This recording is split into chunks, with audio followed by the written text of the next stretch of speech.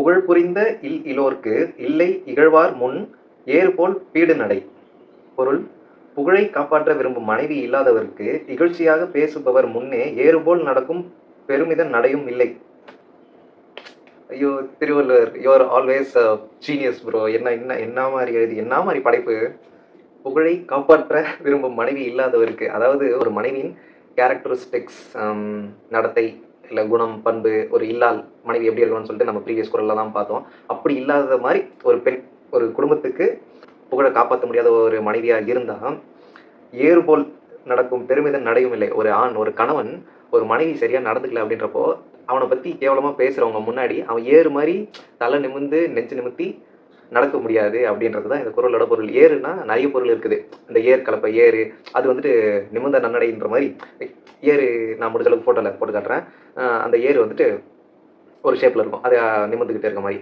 And ஏருக்கு வந்துட்டு இன்னொன்று, இந்த ஏறு தழுவுதல்லாம் சொல்லுவோம்ல, ஜல்லிக்கட்டு மாடு ஏறு தழுவுதல். ஸோ அந்த மாதிரி ஒரு ஆண் காலை அந்த மாதிரி ஒரு பெருமிதத்தோட நெஞ்சு நிமித்திட்டு ஒரு கர்வத்தோட ஆண், எப்படி ஆம்பளமா ஆண் நெடில். ஸோ அந்த மாதிரி ஒரு ஆம்பளை நடக்கணும் அப்படின்னா அதுக்கு பேக் போனாக இருக்க வேண்டியது ஒரு பெண் தான். அவளோட நடத்தை நல்லா இருந்தால் தான் யாராச்சும் பக்கத்தில் கேவலமாக பேசுகிறப்பையும் தலை நிமிந்து நடக்க முடியும். அப்படி ஒரு பெண் மனைவி சரியாக நடந்துக்கல அப்படின்றப்போ அவனோட தலை தொங்க போட்டு நல்ல நிமிர்ந்த நன்னடை இருக்காது அப்படின்றது தான் இந்த குறளோட பொருள்.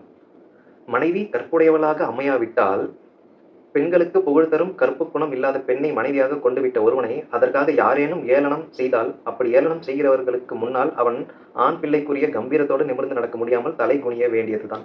நான் சொன்ன அதே இதுதான். ஆனால் இதில் வந்துட்டு கற்புன்னு பர்டிகுலராக சொல்லி வச்சுருக்காங்க. மனைவி கற்புடையவளாக அமையாவிட்டால், ஒரு மனைவிக்கு சிறப்பே கற்பு. அந்த கற்பு இல்லாமல் ஒரு மனைவி வந்தா அப்படின்னா அதை பற்றி கேவலமாக எல்லாரும் பேசுகிறப்போ ஒரு ஆணுக்கு அழகான ஒரு நிமிர்ந்த நன்னடை இல்லாமல் போயிடும், தலை குனிஞ்சு தான் நடக்கணும்.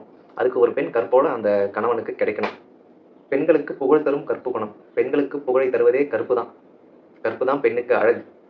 கற்பு குணம் இல்லாத பெண்ணை மனைவியாக கொண்டு விட்ட ஒருவனை அதற்காக யாரேனும் ஏளனம் செய்தால் கற்பு இல்லாத ஒரு மனைவியை கல்யாணம் பண்ணி அவனாச்சும் கிண்டல் பண்ணாலும் அவனால் தலை நிமிர்ந்து நடக்க முடியாதுன்றது தான் இந்த குறளோட பொருள். இது டீட்டெயில்டாக பார்த்தா இந்த ஜென்ரேஷன் பெண்கள் நம்மளை அடிப்பாங்க. ஸோ நம்ம அடுத்த குறளுக்கு போவோம். அடுத்த பஞ்சாயத்துல மீட் பண்ணுவோம்.